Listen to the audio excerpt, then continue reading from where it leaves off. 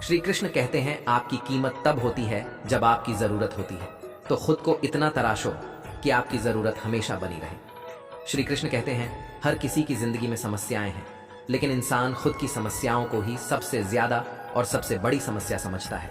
कड़वा है पर सच है कि इंसान का व्यक्तित्व तब निखर कर आता है जब वह अपनों से ठोकर खाता है। अगर कोई तुमसे कुछ मांगे तो तुम उसे दे देना, क्योंकि भगवान ने आपको देने वालों में रखा है, मांगने वालों में नहीं। परेशानी में अगर कोई सलाह मांगे तो सलाह के साथ साथ भी देना चाहिए, क्योंकि सलाह गलत हो सकती है परंतु साथ गलत कभी नहीं होता। अगर जिंदगी में सुकून चाहते हो तो लोगों की बातों को दिल से लगाना छोड़ दो, क्योंकि जिंदगी आगे बढ़ने का नाम है, रुकने का नहीं। जो व्यक्ति शक्ति ना होते हुए भी मन से हार नहीं मानता, उसको दुनिया की कोई भी ताकत हरा नहीं सकती। रिश्तों की कद्र करनी है तो वक्त रहते कर लीजिए, वरना बाद में सूखे पेड़ को पानी देकर हरियाली की उम्मीद करना बेकार है। दुनिया में सबसे आसान काम है विश्वास खोना, पर सबसे कठिन काम है विश्वास को पाना। उससे भी कठिन काम है विश्वास को बनाए रखना। अभिमान तब आता है जब हमें लगता है कि हमने कुछ किया है, और सम्मान तब मिलता जब दुनिया को लगता है कि आपने कुछ किया है।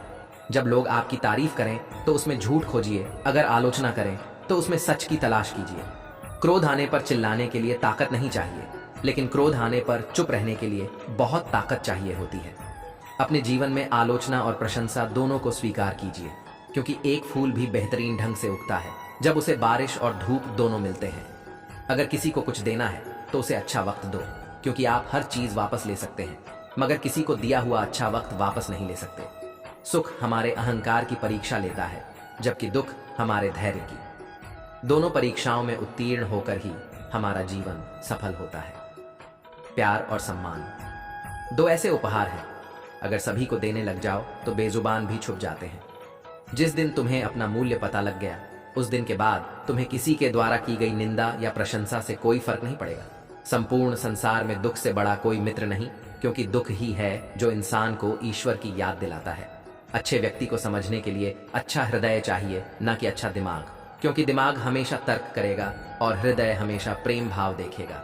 सत्य केवल उन लोगों के लिए कड़वा होता है जो लोग झूठ बोलने के आदी हो चुके हैं। हर अनुभव कुछ ना कुछ सिखाता है, इसलिए हर अनुभव महत्वपूर्ण है।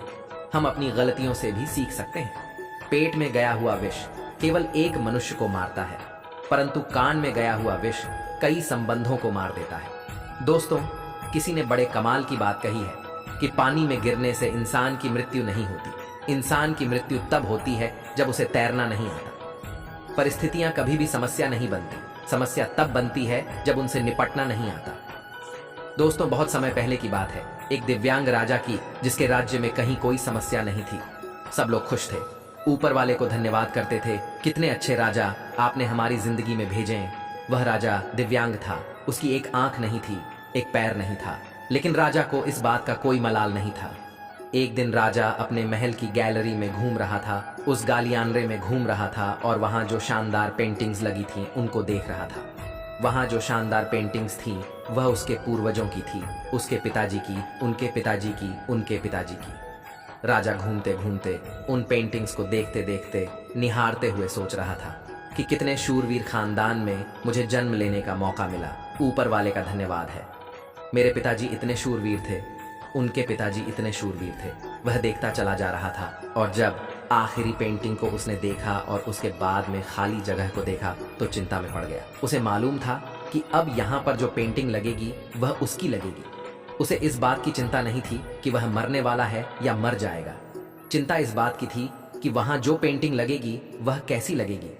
राजा सोचने लगा कि मेरी एक आंख नहीं है, पैर नहीं है, इस गलियानरे में इतनी शानदार पेंटिंग्स लगी है, मेरी ही सबसे खराब लगेगी, सबसे गंदी लगेगी। उसे अंदर ही अंदर चिंता होने लगी। तो राजा ने सोचा कि मेरे मरने के बाद में न जाने कैसी पेंटिंग बने। एक काम करता हूं, मैं जिंदा हूं, इसी बीच में एक शानदार सी पेंटिंग बनवाता हूं, ताकि कम से कम ये तो सुकून रहे कि मेरी अच्छी पेंटिंग यहां लगेगी। तो उसी रात राजा ने राज्य में ऐलान करवा दिया, पेंटर्स को न्योता दिया गया कि आप आइए और राजा साहब की तस्वीर बनाइए। जो जितनी शानदार तस्वीर बनाएंगे उनको उतना ही शानदार इनाम मिलेगा। सभी पेंटर्स आए, उन्हें मालूम था कि शानदार बनेगी तो शानदार इनाम मिलेगा, लेकिन शानदार बनेगी कैसे? राजा की एक आंख नहीं है, एक पैर नहीं है, ऐसे राजा की क्या तस्वीर बनेगी? और पेंटर सोच रहे थे कि अगर अच्छी बनी तो इनाम अच्छा मिलेगा, पर अगर खराब बन गई, राजा गुस्सा हो गया तो सजा मिलेगी। इसलिए बड़े बड़े चित्रकार भी आगे नहीं आ रहे थे। सभी पेंटर ने पेंटिंग बनाने से मना कर दिया। तभी एक लड़का आगे आया और उसने बोला कि राजा साहब, मैं आपकी पेंटिंग बनाना चाहता हूँ, मुझे 24 घंटे का वक्त दीजिए। बड़े बड़े पेंटर्स आश्चर्य में पड़ गए कि लड़का क्या चाहता है, मतलब फांसी पर लटकाना चाहता है, राजा को गुस्सा दिलाना चाहता है, क्या पेंटिंग बनाएगा। राजा को भरोसा था, उसने कहा ठीक है, बनाकर लाओ। अगले दिन वह लड़का पेंटिंग बना करके लाने वाला था। दरबार भर चुका था, दूर दूर से लोग आए हुए थे देखने के लिए, क्यों लड़का क्या पेंटिंग बनाकर लाएगा। और लड़का जब वह पेंटिंग बना करके लाया राजा की, तो हर कोई ताली बजाने लगा। राजा ने जब वह पेंटिंग देखी तो खुश हो गया। राजा ने सोचा कि वाह, मतलब इससे अच्छी पेंटिंग तो उस गलियारे में नहीं है, ये अब तक की सर्वश्रेष्ठ है। राजा ने उस लड़के को बड़ा इनाम दिया। आप सोच रहे होंगे लड़के ने उस राजा की, जिसकी एक आंख नहीं थी, एक पैर नहीं था, उसकी क्या पेंटिंग बनाई होगी। उस लड़के ने राजा को एक घोड़े पर सवार दिखाया। एक साइड से वह तस्वीर थी जिसमें एक पैर दिख रहा था। राजा तीरंदाजी कर रहा था, निशाना साध रहा था, और जब निशान साधने में तो एक आंख बंद हो जाती है। एक आंख बंद थी, वही वाली आंख बंद थी जो राजा की नहीं थी। तो इस तरीके से लड़के ने एक आंख बंद कर दी, एक ही पैर दिखाया, राजा को घुड़सवार दिखाया, निशानेबाज दिखाया। इतनी कमाल की पेंटिंग बनी कि वह अब तक की सर्वश्रेष्ठ थी। दोस्तों, उस लड़के के सामने भी चुनौती थी, संकट था, लेकिन उसने सकारात्मक का साथ नहीं छोड़ा, पॉजिटिविटी का साथ नहीं छोड़ा। जिंदगी में चाहे जो संकट आ जाए, एक वैक्सीन की डोज हमेशा लगाकर चलिएगा।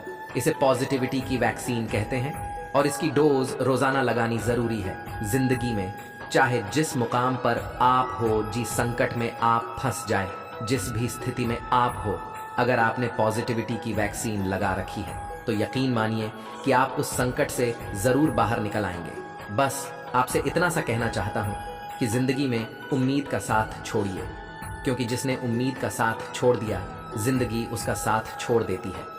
हर पल सकारात्मक रहिए। अच्छे लोगों की भगवान बहुत परीक्षा लेते हैं, परंतु साथ नहीं छोड़ता, और बुरे लोगों को भगवान बहुत कुछ देता है, परंतु साथ नहीं देता।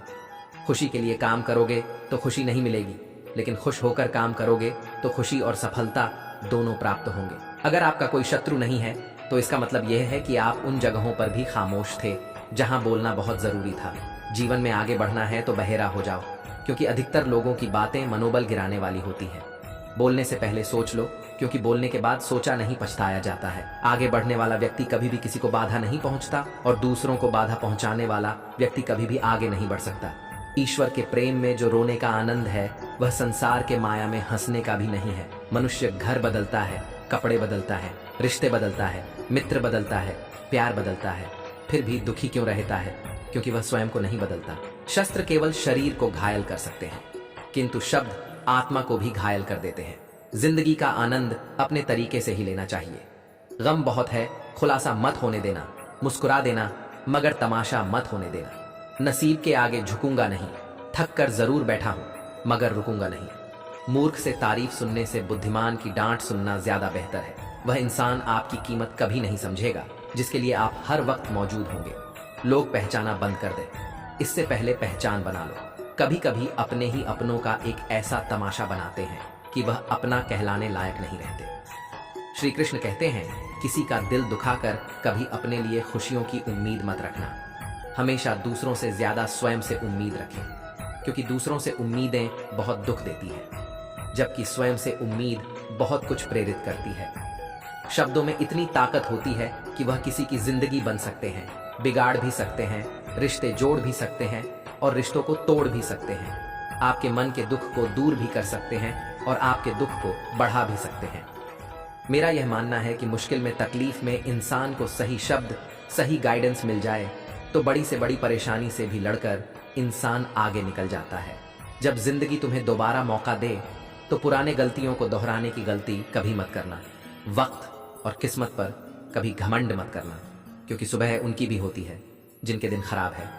रिश्ते चाहे कोई भी हो, पासवर्ड एक ही होता है, विश्वास। इंसान दो लोगों से हमेशा हार जाता है, एक अपने परिवार से और दूसरा अपने प्यार से। बहुत मजबूत हो जाते हैं वह लोग जिनके पास खोने को कुछ नहीं बचता। एक बात हमेशा याद रखना, जो सबका हो जाए वह कभी किसी एक का नहीं हो सकता। कुछ रिश्ते टूट जरूर जाते हैं, मगर खत्म कभी नहीं होते। गलतियों को माफ करना आपकी सबसे बड़ी गलती होती है। अच्छे इंसानों में एक बुराई होती है कि वह सबको अच्छा समझ लेते हैं। वह इंसान कभी हार नहीं सकता जो बर्दाश्त करना जानता है। कभी किसी का दिल दुखाने वाली बात मत कहना, क्योंकि वक्त बीत जाता है लेकिन बातें याद रहती हैं। कभी किसी को औकात के ताने मत देना, क्योंकि वक्त बदलते देर नहीं लगती। जिंदगी में सबसे ज्यादा खुश वही लोग रहते हैं जो अकेले रहने की कला को सीख जाते हैं। सब कुछ बेहतर हो सकता है, सब कुछ बदला जा सकता है, बस जरूरत है हमेशा जिंदगी में सही रास्ता पता। जिंदगी में मित्र और चित्र अगर दिल से बनाओगे तो उनके रंग जरूर निखर कर आएंगे। जो समझ ना सके उसके साथ समझौता न करो, इससे अच्छा अकेले रहो।